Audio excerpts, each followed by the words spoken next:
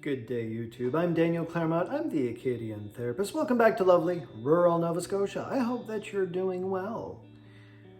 A few years back, I read a pretty cool book by Dr. B.J. Fogg called Tiny Habits. I've talked about it pretty regularly on this channel, and in fact, I have an episode devoted specifically to it, where he breaks any complex behavior down into three basic components. So he framed it in the form of a formula. It was B equals M-A-P. Motivation, ability, and prompt. And in the book, he talks about motivation as being pretty unreliable. Motivation comes and goes. He used a pretty good metaphor where motivation is like a friend that you enjoy hanging out with. It feels good when they're there, but you wouldn't rely on them to drive you to the airport because they kind of come and go, and so does motivation. But I wasn't quite satisfied with that. I thought, I want to understand the flow of motivation. How does motivation work? How does it rise and fall? What are different factors that increase or reduce it?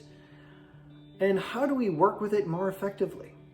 So that was a few years back, and I've been collecting data on my own behavior changes, taking some notes, and that's what I wanted to share today. We're going to talk about the motivation wave, or at least my experience of it. How motivation comes and goes, how to make the most of it when it comes to help you build the life that you want to live and accomplish those tricky goals. Fasten your seatbelts, we're going to be busy this week, but hopefully we're going to give you some stuff that's going to help you get the life that you want to have. As always, if you find value in this content, please feel free to like, comment, share, subscribe. All these things help support my work here. Let's get to it.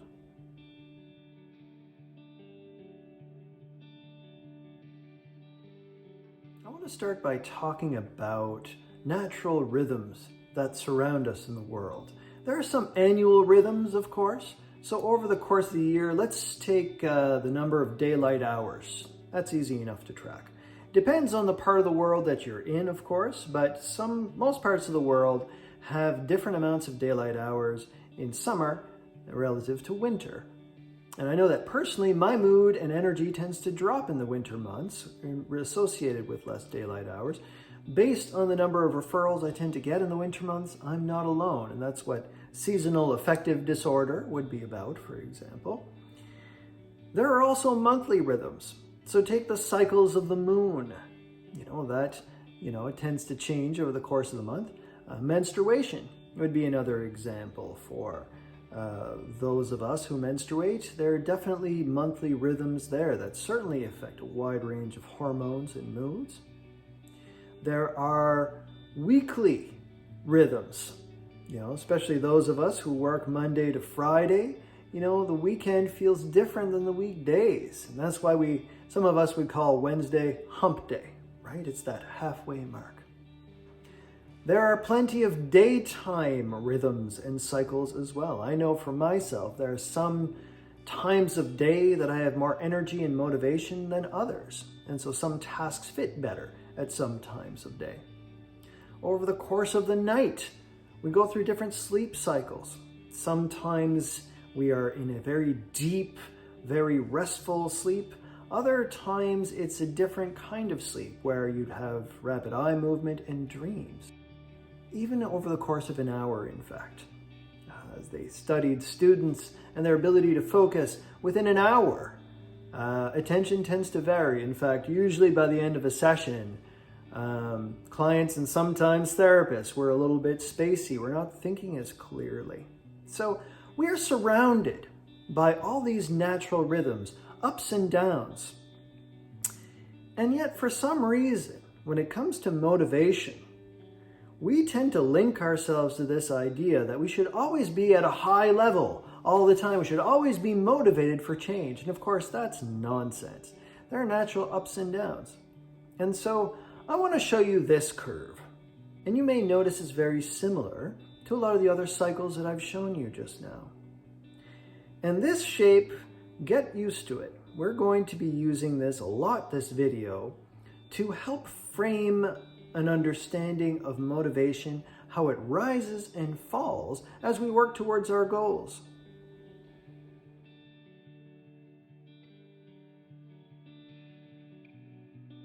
So to help frame our understanding of the motivation wave, I'm going to remind you of a concept I chatted about some time ago in a much earlier video. It was called stages of change.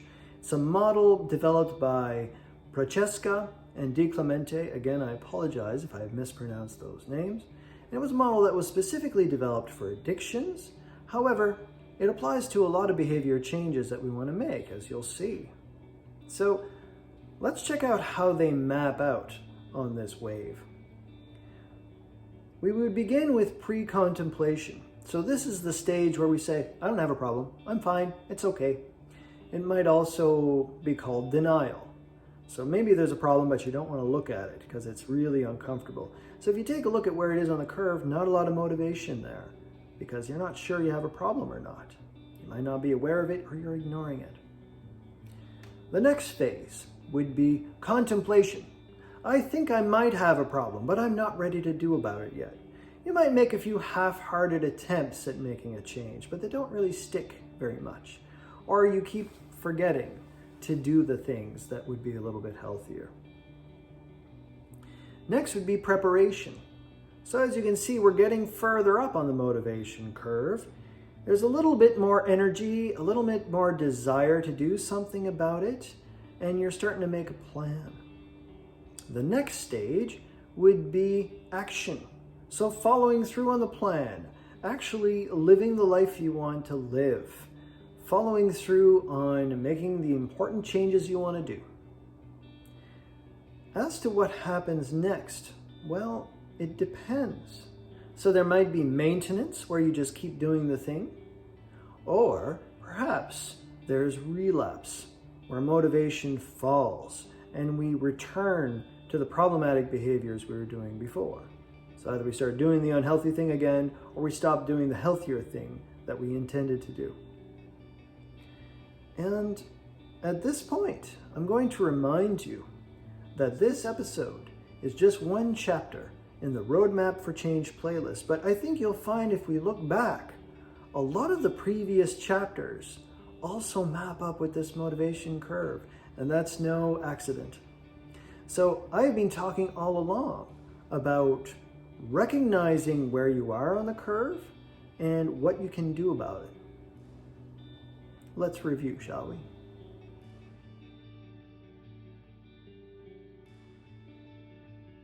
So when we started on this road to change, a lot of my early content related more to procrastination. Why are you putting things off? It was about goal setting, sort of checking what you want to work on and why, what informs it. So a lot of that stuff is appropriate for early on. That's where in your pre-contemplative or contemplative, the early stages of change, it's more reflective, it's more being kind to yourself, not pushing yourself too hard. Well, the reason why is you're not very motivated. So if you're too harsh, if you're too demanding, you'll trigger some resistance and then you'll just give up on the thing. We also talked about the personal Kanban system, where it's an organizational system to help get things done. So to reflect on what kind of goals you have, are they short-term or long-term? How can you break that down into a system that will work for you? We also started talking at this stage about checking what sources are around you. What supports do you have? What sources can you build? How to help your loved ones join you on your path of change. We also talked about, are you motivated by competition or cooperation? That was a fun video. I enjoyed that one because it's almost the philosophy. Are you driven to beat someone or to not be who you used to be, which would be competition? Or are you looking to build a healthier life, to cooperate more with others, to live a more peaceful existence with the people around you? So that's the preparation stage. You're getting ready to act on it, or you're starting to act on the changes you want to make. We also talked about navigating the intense swings of emotion, because when you're making this change, as you're towards the peak there, you're going to have more mood swings. You're going to have tantrums. Not always, but it's very common. And that's because you're developing a new identity. You're becoming someone new who no longer does the old unwanted behavior. So we talked about how to recognize and navigate those swings of emotion. throughout those first phases, we also talked about how to take breaks. We talked about how to relax, how to sleep better. We also did a meditation on developing healthier thoughts and feelings, how to help ease into this new identity of believing more in yourself and who you can be. And in the productivity hacks video, in particular, I think that was the one, I talked about coasting. Now, that's because that's where you're putting your plan in action. It is essential when you are actually living the life you want to live, you've accomplished it, to notice and to savor and to celebrate. You're doing it. You're doing it right now. This is something that often has to be brought up in sessions with clients. If we're not careful, all we do is just focus on the problems. Now, the problems are still there. You still need to do work. But also, it's important to savor and to notice the progress you've achieved, because otherwise you're just going to hack away at it forever and kind of never feel done. As to the next steps, in the stages of change model, there are two possible branches. One is maintenance, where you just keep doing the thing and you have achieved that change and it keeps going on. The other would be relapse, where motivation falls and there's that feeling of failure. That's going to be the content in the upcoming weeks. So come back. We're going to talk about these two different routes that you can take: maintaining the change or relapse, and falling gracefully if you do fall, and how to get ready for the next rise. But I've got a few other notes to say about this motivation wave. Hang with me.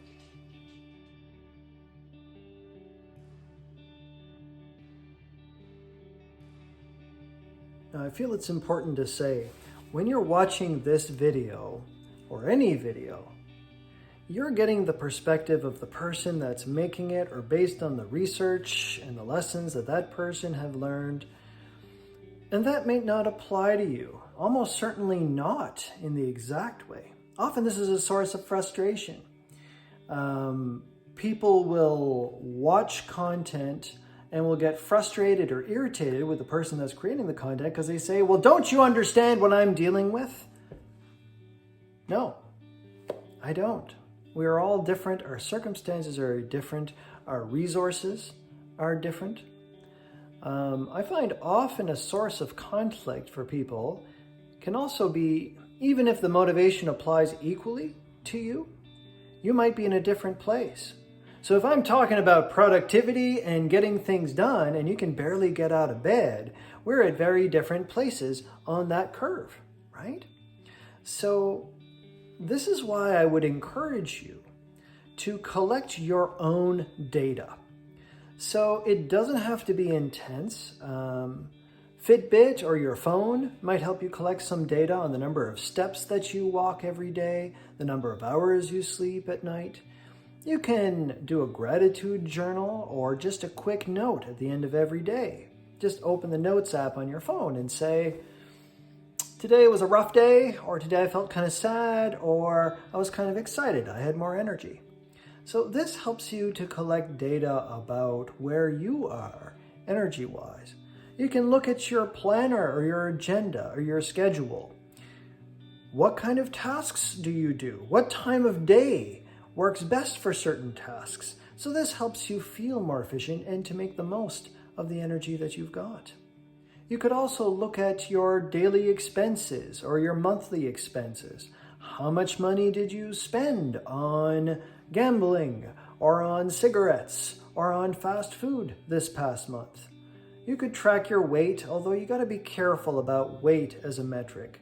It can be definitely problematic. We can link weight to health, but it might help you get a sense as to what kind of eating you're doing, whether you're staying on track with healthy eating or not.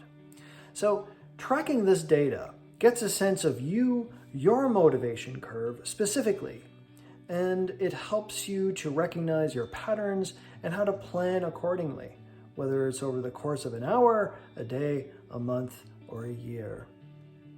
Another really important note that I want to make is that these are general trends. So, whereas understanding these things can be helpful and can be empowering, I wouldn't talk about it if I didn't think that it had some benefit. It can also be limiting. So just because you know that it's a time of year that you wouldn't normally be motivated, be careful not to use that as an excuse or to sabotage yourself. If you can look at the data and hold it lightly, so know that these are trends and this could help explain a bit my behavior, but that's not everything. There's still so much that you can do. Check out the other videos that I've linked. Hopefully these things can help add to your motivation, help you make the most of what you've got. And of course, do come back. The next couple of videos are going to be pretty important, I think, in terms of maintaining change as well as letting go gracefully. So I'm hoping we're going to end this season strong. Hopefully we'll see you there. In the meantime, wherever you are on the motivation curve, I wish you well, and we'll see you again soon.